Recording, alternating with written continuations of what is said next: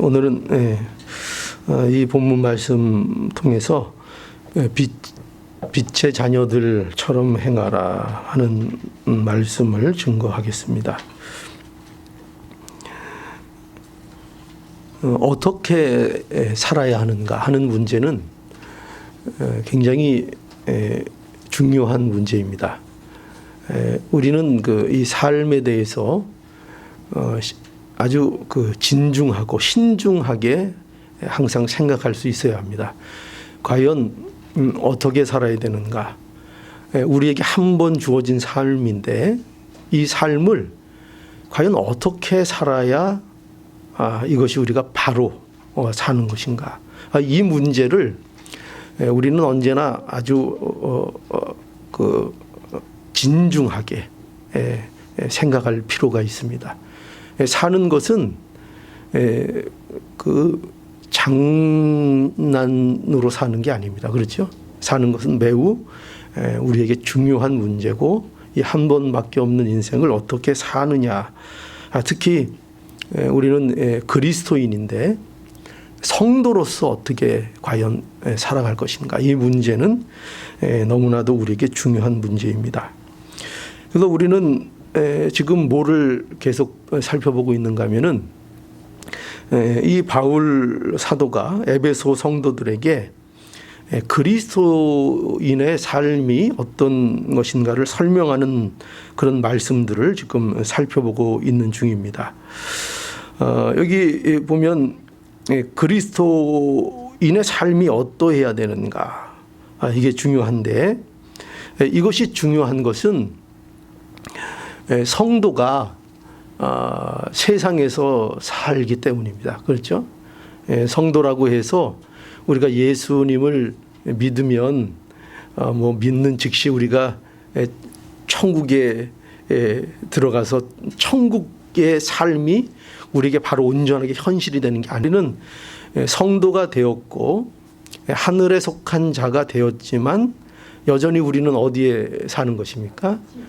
여기 현실의 세상에서 사는 겁니다.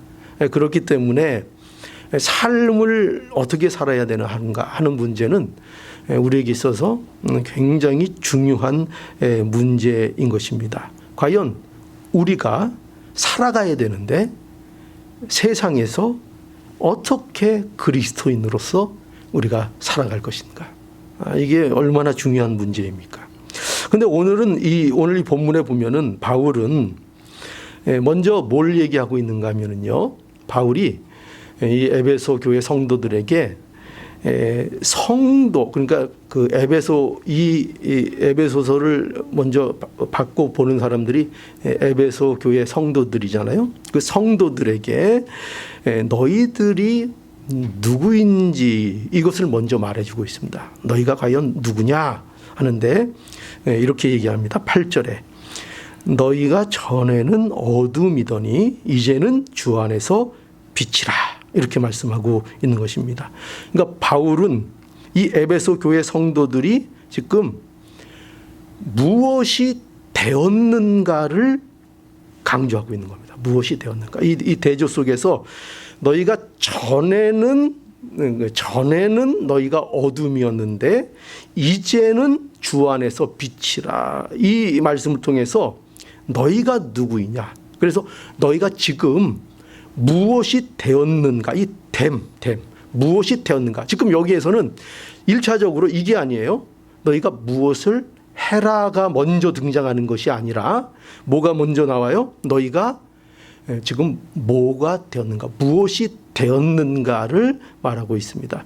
이 사도 바울은 항상 이 서신서도 보고 그렇고 그의 기록과 이 하나님의 말씀, 그를 통해서 주신 말씀을 보면은 항상 너희가 무엇이 되었는가를 항상 전제합니다. 무엇이 되었는가 말해주고, 그리고 그렇기 때문에 너희가 무엇을 해야 되는가 하는 것을 이제 말해줍니다. 그래서 항상 우리가 이걸 알아야 돼요. 먼저 우리가 무엇이 되었는가를 분명하게 알아야 한다는 겁니다. 그래서 이 바울이 그것을 얘기해주고 있는데, 바울이 말하는 것은 뭐라고요? 너희가 전에는 뭐였다고요? 어둠이었는데 이제는 뭐라고요? 너희가 지금은 빛이다. 너희가 지금 빛이다. 여러분, 그러니까 바울이 여기 보면은 어떤 중요한 부분을 놓치면 안 되는가 하면, 이 바울은요, 단지 너희가 어둠 가운데에 거했던 자라, 이렇게 그 정도로 얘기하고 있지 않아요. 물론 우리가 성도가 된 것은 어둠에 거하는 자들이 빛의 세계로 옮겨간 것이 성도가 되었다는 것입니다. 그런데 우리가 그렇게 잘 알고 있는데 여기 바울은 놀랍게도 그 정도로 이 에베소 교인들에 대해서 말해주는 것이 아니라 너희가 이렇게 얘기하고, 너희가 뭐였다고요? 너희 자체가 어둠이었다는 거예요. 너희가 무슨 어두운 환경 가운데 있었던 존재 정도가 아니라, 그러면 그 환경만 떨쳐버리면 되잖아요. 그죠? 그런데 그렇게 얘기하고 있지 않고 너희라는 존재 자체가 어둠이었다, 이렇게 말해주고 있는 것입니다. 에베소 교인들은 모두 이 사실을 알아야 된다는 거예요. 너희가 과거에 뭐였냐? 우리는 다 어둠이었다. 이거를 알려는 거죠. 그러면서 이제는 바울이 뭐라고요? 너희가 빛이 되었다. 그래서 과거와 이제, 현재, 이것을 분명하게 말해서 성도가 누구인가, 무엇이 되었는가를 이 사도 바울이 먼저 분명하게 알려주고 있는 겁니다. 그래서 성도는 과거를 알아야 됩니다. 우리의 과거부터 분명히 알아야 합니다. 그죠? 우리 과거도 혹시 빛이었다고 생각하시는 분들 있을까요? 그럼 곤란합니다. 그래도 제가 과거에 빛은 아니었어도 약간 희끄무리한 색이었습니다, 이러면 또 잘못된 겁니다. 성경은 뭐라고 얘기하고 있어요? 너희가 어둠이었다. 분명하게 얘기하고 있습니다. 너희의 과거는 어둠이었다. 어둠이었다. 이렇게 분명히 말씀하고 있는 것을 우리가 알아야 합니다. 그래서 에베소서 그 4장 18절에 보면은 이런 표현을 하고 있어요. 에베소서 4장 18절에 저희 총명이 어두워지고 너희 가운데 있는 무지함과 너희 마음이 굳어짐으로 말미암아 하나님의 생명에서 떠나 있도다. 이게 무슨 설명인가 하면은 불신자에 대한 묘사인 거예요. 이거는 이방인들에 대한 묘사, 불신자들에 대한 묘사인데 그게 어떻게 묘사되고 있어요? 저희 총명이 어두워지고 저희 가운데 있는 무지, 그러니까 무지, 어둠. 그러니까 이 어둠의 성격이 뭐냐면, 어두움은 단지 우리가 생각하는 이 불빛이 없는 이런 어둠, 그런 어둠이 아니고 여기서 말하고 있는 것은 무지를 얘기합니다. 무지, 알지 못하는 것. 너희가 지금 너희 가운데 있는 무지와 너희의 마음의 굳어짐으로 말미암아 어디에서 떠나 있다고요? 하나님의 생명에서 떠나 있도다. 하나님의 생명에서 떠나 있다는 거예요. 이방인들은 다 하나님의 생명에서 떠나 있다. 불신자들은 어떤 상태인 거예요? 어둠의 상태는 어떤 상태인가? 하나님의 생명에서 떠나 있는 거예요. 저는 이거를 어떻게 비유를 잘 하는가 하면은, 여러분 집에 냉장고들 있죠. 냉장고에 코드가 뽑히면은 그 안에 있던 모든 식재료나 이런 것들이, 신선했던 것들이 다 어떻게 돼요? 다 이제 나중에는 결국 못 쓰게 돼버립니다. 얼음도 녹고 해서 물이 줄줄 냉장고에서 흘러나오기 시작하면서 그 안에 있는 재료들을 하나도 쓸 수 없이 부패하게 만들어버립니다. 그러니까 뭐를 뺐기 때문에요? 전기를 뺐기 때문에요. 그러니까 인간이 타락한 이후로 어떤 신세가 되었는가? 바로 이와 같은 신세가 되었다는 거예요. 하나님의 생명에서 떠나서 전기 코드가 뽑힌 냉장고처럼 돼버린 겁니다. 그 안에는 온통 썩어나는 것밖에는 없는 겁니다. 그 안에서 어떤 신선한 것도 찾아낼 수가 없는 거예요. 그래서 여러분, 우리가 하나님의 말씀을 바로 알고 우리의 구원이 뭔지를 바로 알기 위해서는 먼저 우리가 어떤 자였는가를 분명히 알지 못하면, 인간이 무엇인가, 인간론이라 그러죠. 인간이라는 존재가 어떤 존재인가를 성경적으로 바로 알지 못하면 구원에 대해서 이해하지 못합니다. 우리가 받은 구원이 뭔지를 알 방법이 없어요. 내가 괜찮은 자였는데 무슨 구원이 필요하겠어요? 내가 어두움이 아니고 그래도 내 가운데 조그만 불빛들이 있었는데 그 불빛이 있었는데 내가 무슨 구원이 필요하겠어요? 그래서 성경은 뭘 얘기하는가? 너희는 완전히 어두움이었다 이렇게 말합니다. 무지 가운데 있었까. 마음이 굳어짐으로 있었고 하나님의 생명에서 떠나 있었다. 그래서 여러분, 이 하나님이 없는 상태를 말하는 거죠. 하나님이 없는 상태는 당연히 어떻게 될까요? 여러분, 하나님이 창조하셨을 때, 창조 때 그 태초에 세상이 어떻게 표현하고 있죠? 세상이 혼돈 속에 있었죠. 그죠? 무질서 속에 있었던 겁니다. 하나님이 없는 곳은 곧 거기가 뭐가 나와요? 하나님이 없는 것이 무지고 그 무지 속에서 뭐가 나와요? 혼돈과 무질서, 그리고 모든 결과는 공허입니다. 공허. 헛된 거예요. 그래서 여러분, 여러분이 잘 알고 있는 솔로몬 왕이면 뭐로 유명합니까? 지혜 있는 왕으로 유명하고, 그가 누렸던 것들은 이 세상 모든 것, 그러니까 인간이 누릴 수 있는 것, 인간이 가질 수 있는 것은 모두 경험하고 모두 가져본 자가 누구예요? 그가 이제 솔로몬이 대표적입니다. 그런데 그가 했던 전도서에 유명한 말이 있죠. 어떤 말을 했습니까? 헛되고 헛되며 헛되고 헛되니 모든 것이 헛되도다. 그 짧은 말에 헛되다를 5번, 모든 말을 헛되다로 끝내고 있어요. 헛되고 헛되며 헛되고 헛되니 모든 것이 헛되도다. 이게 뭘 얘기하는 걸까요? 인생 무생하다 그런 얘기일까요? 물론 그런 것을 느낄 수 있는데, 이게 뭘 얘기하는 건가 하면은, 이 모든 것을 가졌던 그 솔로몬도, 모든 것을 누려봤던 그 솔로몬도 결국 하나님 없는 인생은 그 모든 것 누리고 가져봐도 결과가 뭐라는 거예요? 결과가 헛되더라 이거예요. 허망이라 이거예요. 그러니까 모든 걸 가지면 괜찮아질까? 인간은 그렇지 않다는 거예요. 모든 걸 가져도 그 인생의 결말은 공허와 헛됨 뿐이다. 그게 결론인 거예요. 인생의 결론. 왜 그래요? 인생은 모두 뭐기 때문에? 어두움이기 때문입니다. 모두 어두움이기 때문에. 자, 그러나 이제 예수님은, 이제 여러분은 주 안에서 빛이 되었다 이렇게 말씀하고 있죠. 주 안에서 빛이다. 참 빛이신 예수 그리스도로 인하여 빛이 되었다 하는 겁니다. 그러니까 자, 여러분은 이제 뭐가 아닙니까? 이거 분명히 알아야 돼요. 이거에 대한 확신이 없으면 안 돼요. 이거에 대한 확신이 없어서 자꾸 이단들한테 현혹이 되는 거예요. 특히 누구한테 잘 현혹되는지 아세요? 구원파.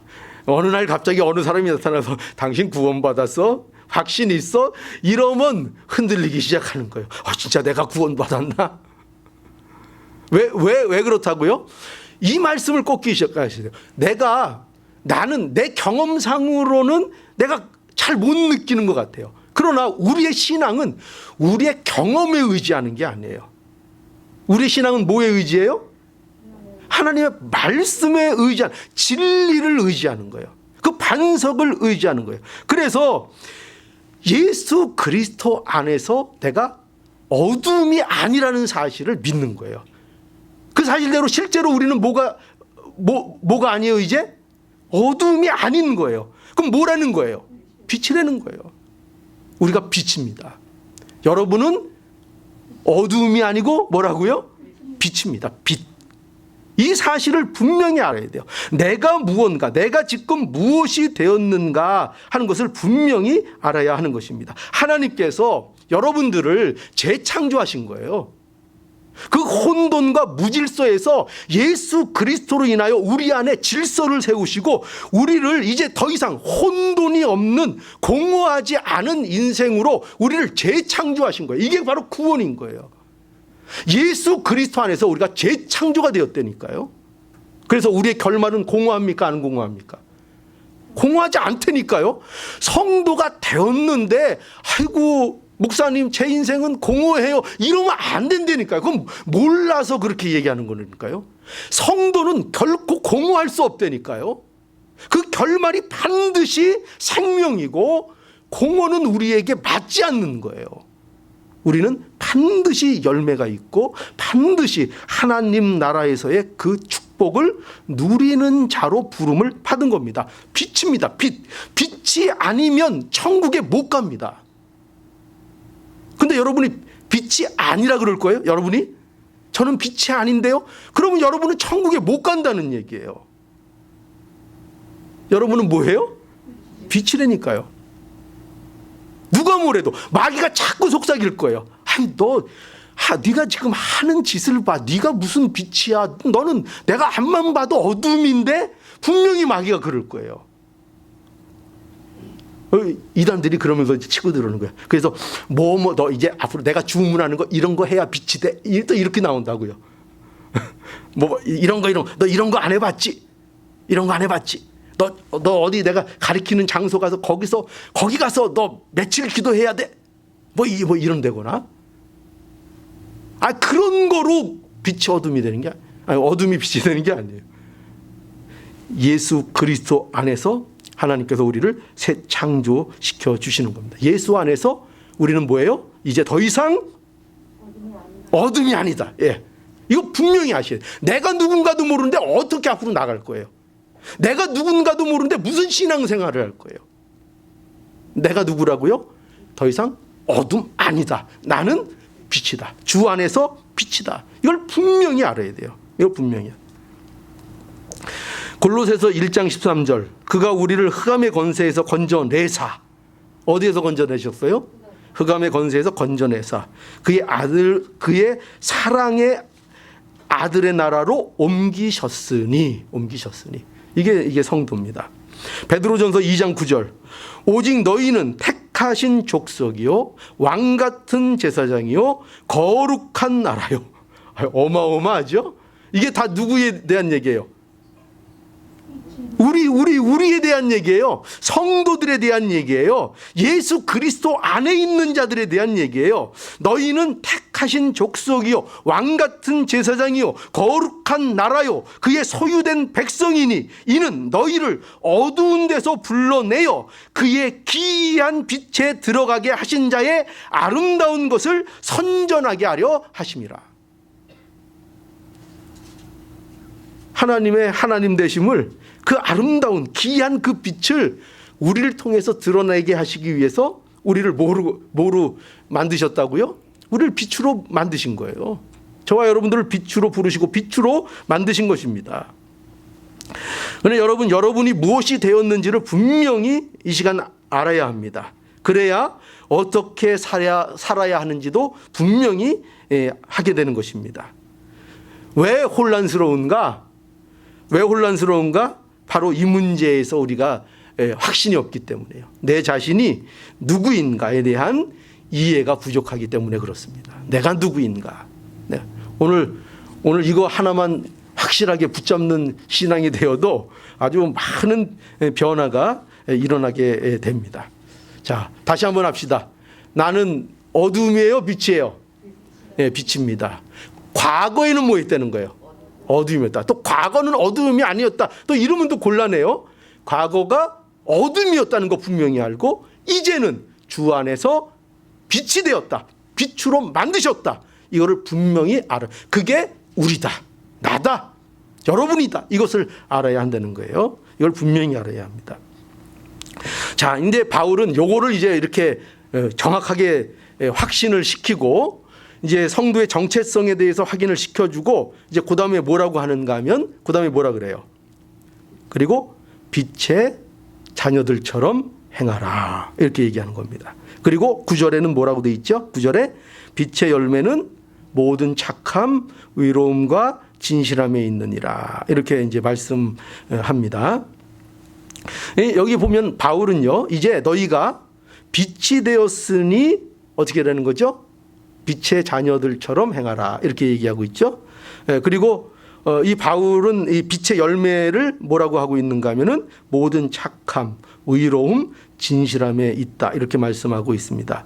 이게 무슨 말인가 하면은 여기 그 착함, 의로움, 진실함 이걸 다른 말로 이렇게 좀 이렇게 바꾸면 이게 뭐냐면 선과 공의와 진실이라고 말할 수 있어요.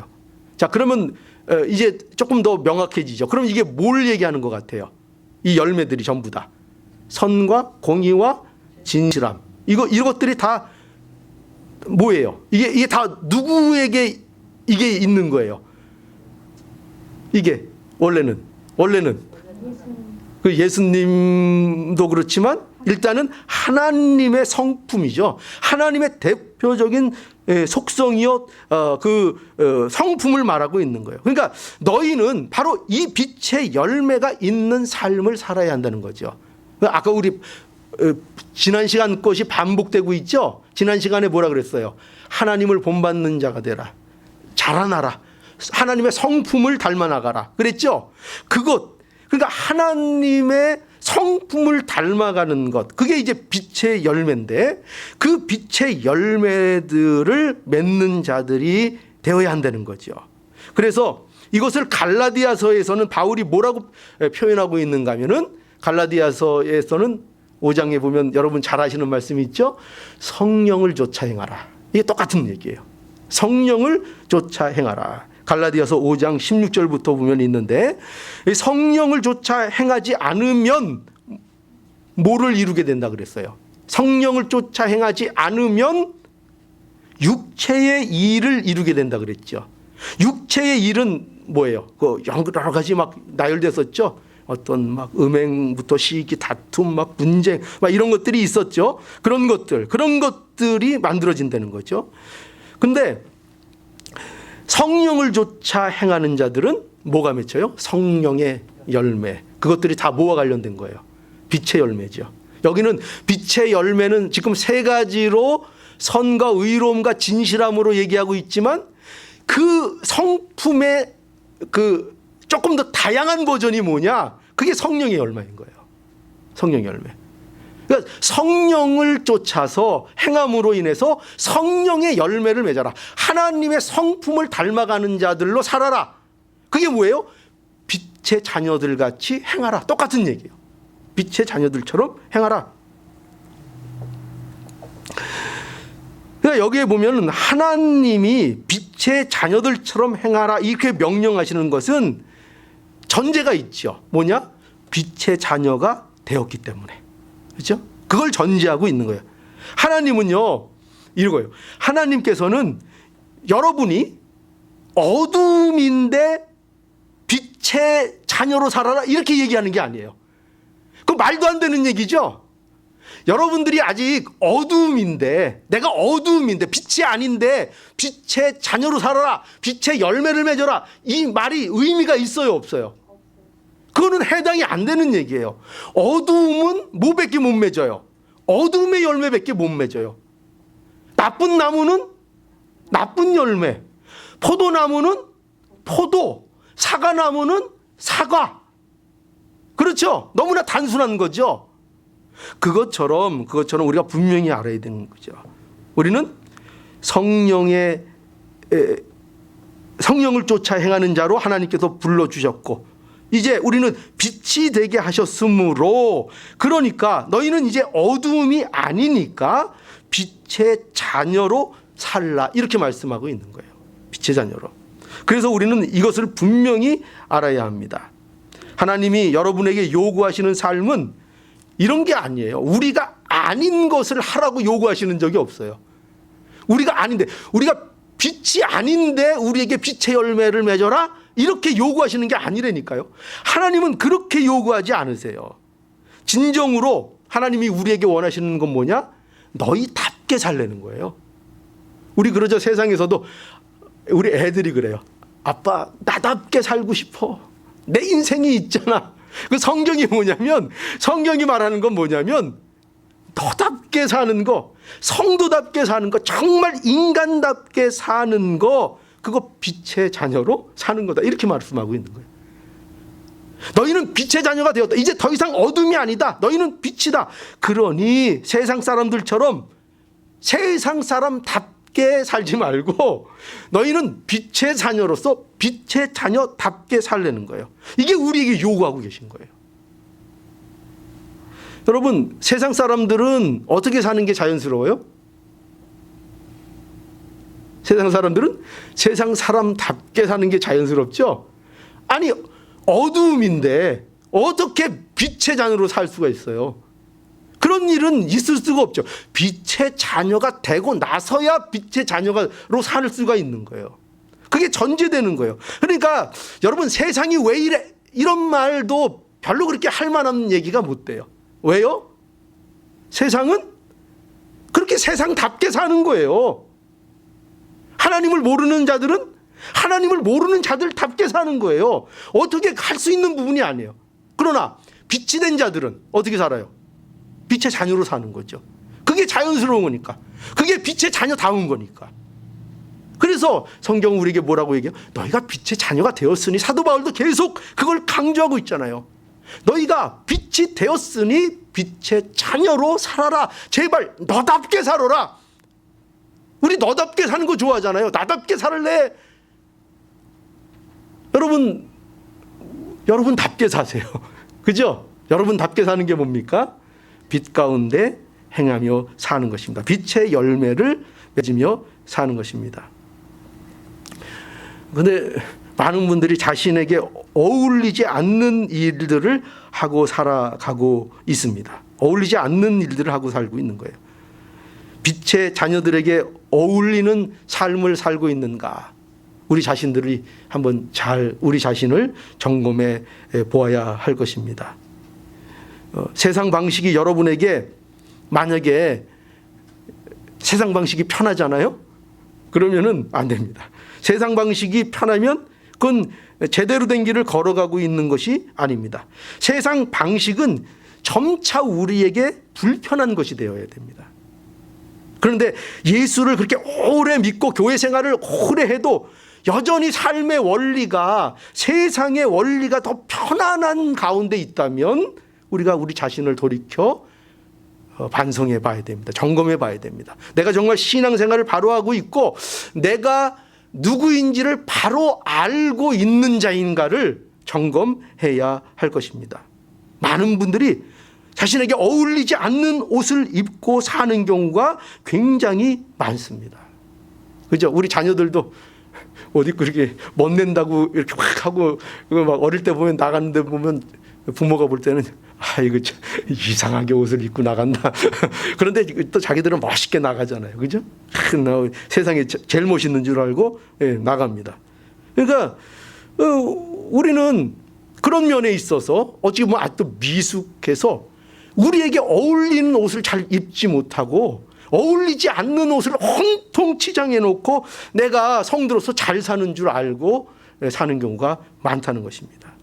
그래서 우리는 우리에게 어울리는 삶을 살아야 되겠죠. 성도면 성도답게, 빛의 자녀면 빛의 자녀답게 그렇게 살아야 하는 것입니다. 성경의 답은 명확합니다. 모호하지가 않습니다.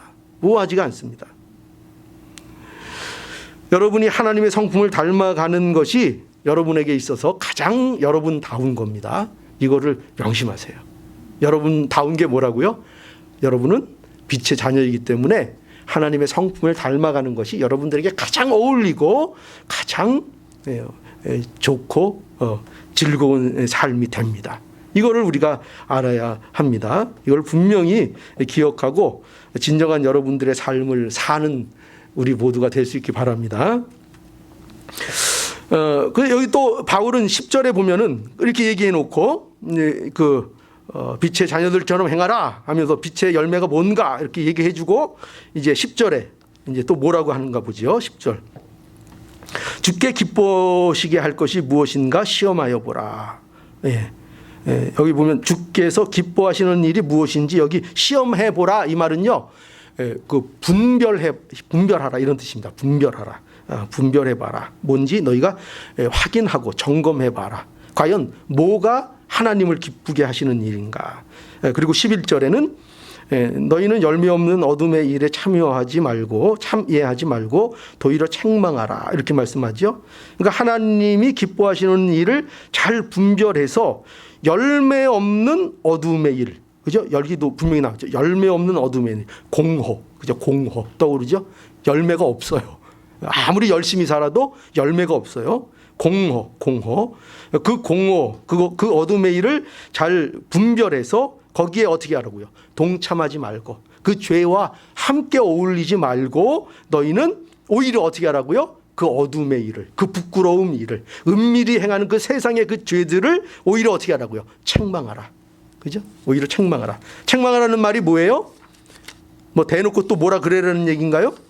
그런 얘기 아니에요. 그런 얘기가 아니라 드러내라는 거예요. 뭐를 통해서? 너희들의 삶을 통해서, 너희들의 복음적인 삶을 통해서 그것을 드러내라 하는 겁니다. 그것이 어떻게 잘못되었는가를 드러내라는 겁니다. 바울은 에베소 교회 성도들이 빛의 자녀들처럼 하나님의 선하고 의롭고 진실하심을 닮아가며 또한 그것을 위해서 하나님이 기뻐하시는 것이 무엇인지를 바로 분별해서 구별된 삶을 살라는 거죠. 구별된 삶. 그 구별된 삶. 그래서 이게 결국 무슨 얘기냐? 하나님 중심의 삶으로 살아라 이겁니다. 하나님의 기쁨을 생각해라. 하나님이 무엇을 기뻐하시는지 분별해라. 그리고 너희는 그 죄에 참여하지 말고 오히려 구별된 삶을 살아라 라고 해서, 그러면 그게 무슨 삶이에요? 내 중심의 삶에서 이제 누구 중심? 하나님 중심. 나는 과거에 내 중심으로 밖에는 살지 못했어요. 뭘 해도 그냥 내 중심이에요. 그런데 이제는 하나님 중심의 삶을 살아라 하는 거죠. 로마서 12장에 가보니까 로마서 12장 1절에서 2절. 그러므로 형제들아 내가 하나님의 모든 자비하심으로 너희를 권하노니 너희 몸을 하나님이 기뻐하시는 거룩한 산제사로 드리라. 이는 너희의 드릴 영적 예배니라. 너희는 이 세대를 본받지 말고 오직 마음을 새롭게 함으로 변화를 받아 하나님이 선하시고 기뻐하시고 온전하신 뜻이 무엇인지를 여기도 분별하라. 분별하도록 하라. 이렇게 돼 있습니다. 그러니까 여러분은 전에는 모두 어두움이었습니다. 그러나 이제는 주 안에서 빛입니다. 어두움은 하나님에 대한 아까 뭐를 얘기했죠? 무지의 상태를 얘기한다 그랬죠. 무지. 그런데 이제 빛이 되어서 뭘 알게 됐어요? 빛이 되어서 하나님을 알게 되었지요. 그래서 우리에게 일어난 변화가 무언가 하면은 이제 뭐에 관심이 있죠? 여러분 이제 뭐에 관심이 있는 거예요? 이제 예전에는 나에게만 관심이 있었어요. 나에게만 관심이 있었어요. 근데 이제는 뭐에 관심이 있어요? 하나님께 대한 관심이 나타나는 겁니다. 이제 하나님의 기쁨이 무엇인가를 관심 갖고 하나님의 기쁨에 대해서 생각하는 자가 된 겁니다. 이제 그게 성도인 것입니다. 그래서 복 있는 자, 어떤 자가 복 있는 자예요? 복 있는 자, 여러분 잘 아는 시편 1편 1절에서 2절 보면 이렇게 얘기하고 있죠. 복 있는 사람은 악인의 길을 좇지 아니하며 죄인의 길에 서지 아니하며 오만한 자의 자리에 앉지 아니하고 오직 여호와의 율법을 즐거워하며 그 율법을 주야로 묵상하는 자로다. 그죠? 악인의 길에 함께하지 않는 거예요. 그죠? 악인의 길에 함께, 거기에 동참하지 않는 거예요. 동참하지 않고 어떻게 해요? 오히려 율법을 즐거워하는 거죠. 율법. 왜 즐거워할까요? 율법을 왜 즐거워하는가? 하나님이 기뻐하심이 거기에 있기 때문이죠. 하나님의 기뻐하심이, 하나님이 기쁨, 하나님을 기뻐하는 자가 되면 하나님의 말씀이 기쁘죠. 여러분들도 그렇잖아요. 누구를 사랑하게 되면 그 사람의 말 자체가 나에게 기쁨이 되잖아요. 저도 이런 얘기 또 제가 안 하려고 그러다가 하는데, 예전에 제가 군대에서 생활하다가 군 생활을 할 때 어떤 여학생이 저한테 편지를 아주 많이 보냈었습니다. 우리 집사람이 뭐 이미 아는 건데 우리 집사람 아니에요? 다 압니다. 뭐 왜냐면 우리 집사람 만나기 전에 일이니까. 뭐 깊게 뭐 사귄 건 아니고 그저 이제 군대에 있는데 편지를 아주 그 여학생이 자주 해줘서 아주 의로가 적지 않이 됐습니다. 근데 여러분 어떻게 그 편지를 어떻게 했는지 아세요? 여기 전투복 위에다 이렇게 딱 넣고 여기 놓고 틈만 나면 꺼내 보는 거죠. 뭐라 그랬나? 어느 구절에서 나를 좋아한다고 하는 구절이 있을까? 왜 그래요? 좋으니까. 그죠? 좋으면 그의 메시지, 그의 말을 기쁨으로 생각해.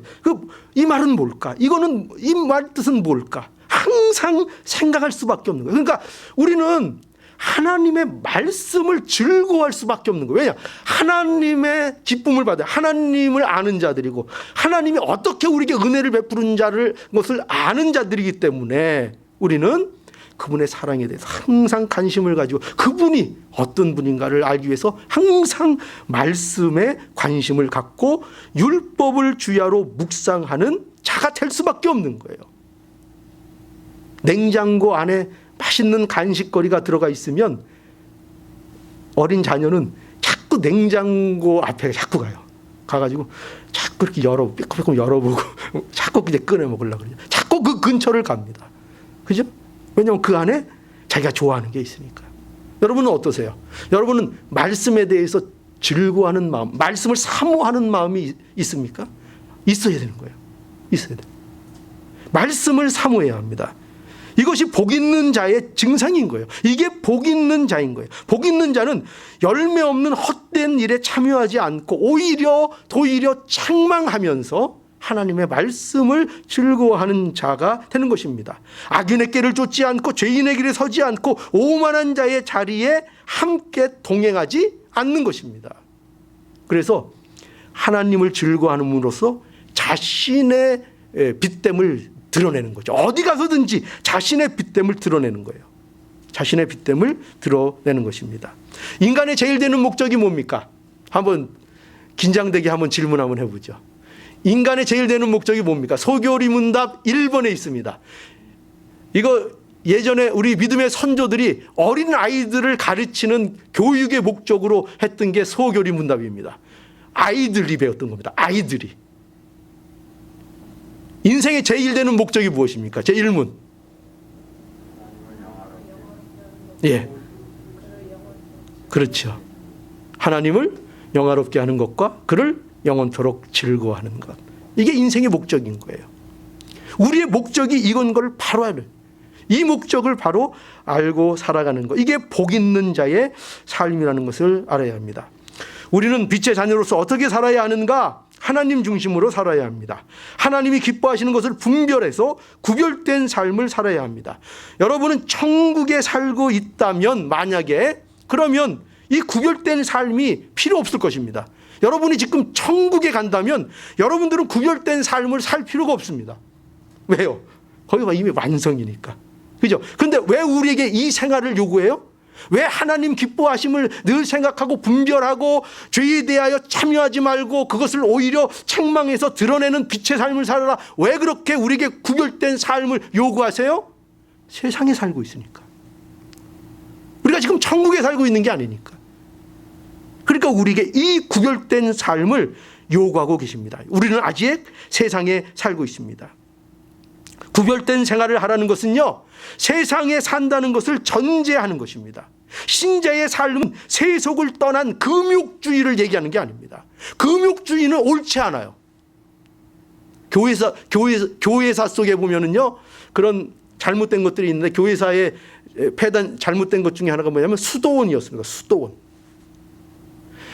기독교는요, 어디 이렇게 세속을 떠나서 들어가는 게 아니에요. 기독교 신앙은 어디에서 하는 거예요? 세상에서 하는 거예요. 세상에서. 기독교 신앙은 금욕주의가 아니에요. 물론 기독교 신앙은 절제가 있어야 됩니다. 그러나 금욕주의는 아니에요. 기독교 신앙은 금욕주의가 아닙니다. 우리는 세상에서 빛의 자녀로 살아야 하는 것입니다. 얼마나 멋져요. 얼마나 멋져요. 이게 기독교 신앙의 능력이고 기독교 신앙의 멋입니다. 기독교 신앙이 멋이 없다고 젊은이들은 생각해요. 그러나 기독교 신앙처럼 멋있는 게 없어요. 이걸 좀 젊은이들이 알아야 됩니다. 기독교 신앙이 얼마나 고상하고 멋있는 것인지. 여러분 이 세상을 한번 보십시오. 정신 차리고 세상을 보십시오. 온통 이상한 것뿐입니다. 온통 어둠입니다. 온통. 그래서 이러한 세상을 그럼 우리가 떠나야 되느냐? 성경은 그렇게 얘기하지 않습니다. 기독교의 능력은 이 세상에서 이 온통 말이 안 되는 일들이 벌어지는 이 세상 속에서 빛으로 살려는 것입니다. 빛으로 드러나는 것입니다. 빛으로 그 복음의 삶으로 그들의 죄가 죄된 것이라는 것을 자연스럽게 드러내는 빛된 삶을 살려는 것입니다. 우리 말로 떠들려는 것이 아닙니다. 우리가 복음의 삶을 살고 우리가 빛으로 살아가면 그 빛 아래 모든 것이 드러난다는 것입니다. 우리에게 그 삶을 요구하고 있는 것입니다. 여러분이요, 빛으로 사는 것이 세상을 책망하는 거예요. 빛으로 사는 것. 빛으로 살면 그 빛으로 세상의 어둠이 책망을 받습니다. 그런데 성도들이 자신이 빛으로 사는 일은 하지 않고 뭐만 잘해요? 남을 말로만 비난하는 일만 잘합니다. 왜 이렇게 됐는가? 왜 이렇게 말로만 비난하는 이런 스타일이 될 수밖에 없는가? 그거는 분명한 이유가 있어요. 뭐냐면 자신을 증명받고 싶은데 할 수 있는 것이 뭐밖에 없어요. 내가 빛으로 사는 건 너무 어려워. 빛으로 모든 걸 드러내는 건 너무 어려워. 사랑하는 건 너무 어려워. 그러니 할 수 있는 건 뭐예요? 말뿐이 없어요. 그래서 비난. 자기가 그 사람과 다르다는 것을 뭐로 나타내느냐? 상대를 깎아내려서 내가 그 사람보다 우월하다는 것을 증명하는 방법밖에 없어요. 그것이 오늘날 성도들의 빈약함입니다. 하나님이 어떤 분이신지, 내가 어떤 자인지를 그 고상함과 그 가치를 모르기 때문에 정작 빛의 삶으로서의 사는 능력이 없이 그저 말로 비난해서 그 사람을 나보다 낮춰서 내가 그 사람보다 높다는 것을 증명하는 것밖에는 할 줄 몰라요. 그래서 교회에 뭐가 많아요? 비난이 난무하는 것입니다. 비난이. 우리는 빛의 자녀로서 그렇게 하지 말아야 한다는 것입니다. 우리가 빛으로 살아서 그 빛으로 이 세상의 어둠을 밝히고 드러내야 한다는 것입니다. 여러분 한 분 한 분은요 빛이에요. 빛. 여러분 그 외진데 이렇게 들어가면 어둡죠. 근데 탁 들어가면 센서가 있어서 탁 불이 켜지면 반갑죠. 반갑죠. 여러분 한 분 한 분이 길가에 서 있는 가로등과 같은 불빛이에요.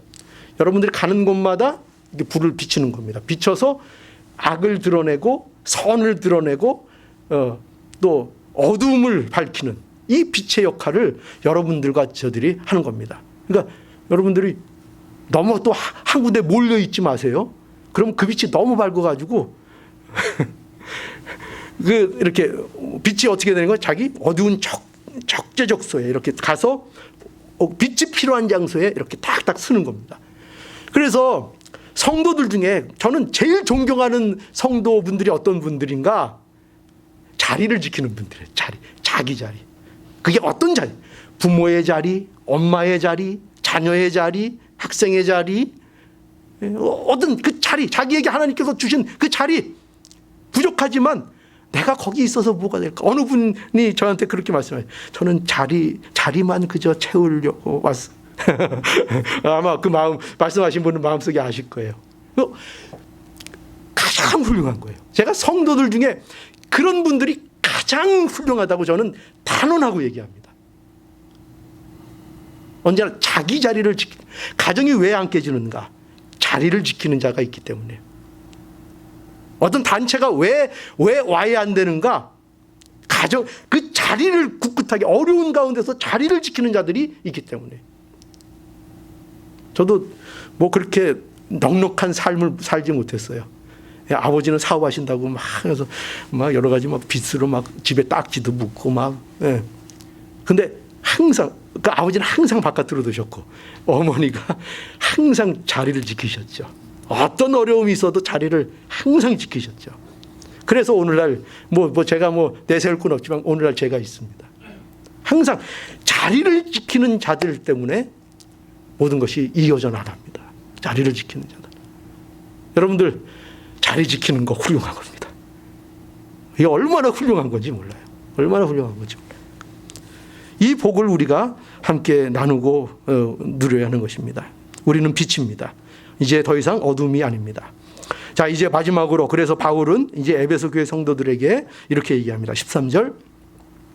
그러나 책망을 받는 모든 것이 빛으로 나타나나니 나타나지는 것마다 빛이니라. 14절. 그러므로 이르시기를 잠자는 자여 깨어서 죽은 자들 가운데서 일어나라. 그리스도께서 내게 빛이시리라 하셨느니라. 예. 바울은 이제 너희가 빛으로 살면 어둠의 일들은 그 은밀한 것들도 다 빛 가운데 드러난다고 말씀합니다. 여러분이 빛으로 살면 그 빛으로 인해 빛이 드러나는 역사가 생긴다는 거예요. 예정된 자들이 하나님 앞에 빛으로 나오게 되는 거예요. 그죠? 빛으로 예정된 자들은 우리가 빛의 역할을 할 때 그 빛을 보고 또 그들이 빛이 되는 것입니다. 빛으로 드러날 것입니다. 그러니까 우리가 뭐 전도가 물론 말로도 전도를 열심히 해야 되죠. 그러나 진정한 전도가 뭐예요? 진정한 전도가 예수 그리스도를 전하면서 삶의 빛으로 우리의 삶 속에서 사는 것입니다. 그 삶이 우리에게 전도가 되는 것입니다. 진리를 전하는 것이 되고 그 빛 때문에 빛으로 돌아오는 것입니다. 아, 과연 저 사람들은 예수 믿는다고 하는데 예수가 우리의 구주시라고 하는데 저 사람들은 뭐가 달라? 내가 볼 때 뭐 있는 것도 변변히 있는 것도 없고 뭐 세상적으로 뭐 그렇게 내세울 것도 없는데 어떻게 저 사람들은 저렇게 살지? 어떻게 저렇게 모든 것들에 대해서 긍정적이고 힘을 가지고 위로를 가지고 좌절하지 않고 포기하지 않고 어떻게 저렇게 살 수가 있지? 뭔가에 끌린다는 거죠. 그래서 어떻게 돼요? 예정된 자들이 하나님 앞에서 예정된 자들이 빛으로 나오게 되는 것입니다. 그러니 우리에게 뭐라고 바울이 마지막으로 얘기해요? 그러므로 너희는 깨어 있어라. 깨어라. 잠자는 자여 깨어라. 만약에 너희들이 잠자고 있다면 잠자는 게 뭐예요? 빛의 자녀로서 그 빛의 열매를 맺는 자로서 네가 이제 빛인데 어둠이 아니고 빛인데 그 빛으로서 살지 못하고 있다면 아직도 그 사실을 모르고 있다면 어떻게 하나? 깨어라. 너희들은 이제 깨어라. 너희는 빛이다. 너희는 빛의 자녀다. 이제 깨어라. 말씀하고 있는 겁니다. 우리는 자꾸 잠이 들려고 하고 잠을 자기를 잘하죠. 우리는 그런데 날마다 깨어나야 합니다. 내가 누구인지를 알아야 합니다. 정신을 차려야 하는 겁니다. 자, 마음속으로 한번 외쳐보시죠. 정신을 차리자. 그 정신을 차리자 하는 말이 무슨 말이에요? 나는 이제 어둠이 아니고 빛이다. 이겁니다. 나는 어둠이 아니고 빛이다. 이제 나답게 살자. 하나님이 나답게 살기를 원하신다. 빛의 자녀답게 살기를 원한다. 그러니 나답게 살자. 나답게 힘있게, 나답게 즐겁게 살자. 이렇게 우리 자신에게 말할 수 있어야 되겠습니다. 여러분, 오늘도 깨어서 빛의 자녀로서 자신의 삶을 사는 우리 모두가 될 수 있기를 간절히 바랍니다.